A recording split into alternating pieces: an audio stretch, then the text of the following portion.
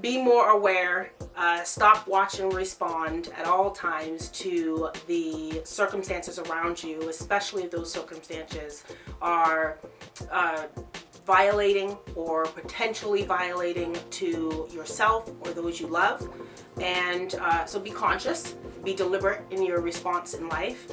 And if you're a survivor of violation, get on the road to restoration. That is the real prevention to the future of maltreatment and sexual assault.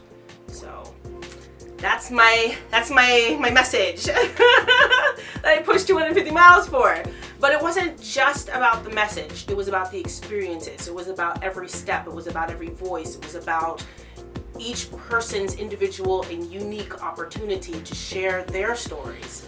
And I had my own cause, I had my own mission. When we were children, I had a dear, dear best friend and the love of my life at the time, which was my sister. And she did not survive our circumstances of childhood abuse and neglect and sexual assault. So in a way, this was me giving our love a voice. And I can't even really say in a way, it was the only way that I could. It was all I had at the time, was this wagon, which I got from a casino.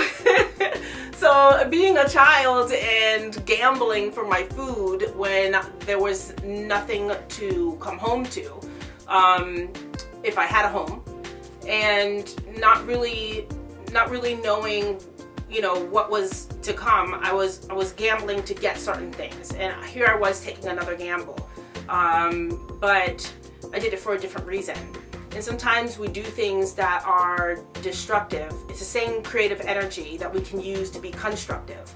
And when I made the shift in my life from doing things that were detrimental to myself and my family and those that were connected to me, I made the distinct decision to deliberately channel that energy into a positive direction. So really it's the same me, but a completely different me at the same time. You know, you can never get rid of your thumbprint. It's whether you scrape it off or whatever, it's marked on your DNA. That's who you are. So who I am has not changed, but what I do and how I do it has changed. And that makes me the best version of myself today, in the as-is condition that I am. So my agenda, if you will, was to be an example for that. And to say that, you know, the things that you did in your past as a direct result of the trauma or your response to trauma, you have an opportunity to respond to thriving in life, to respond to something else. You just have to expose yourself to that.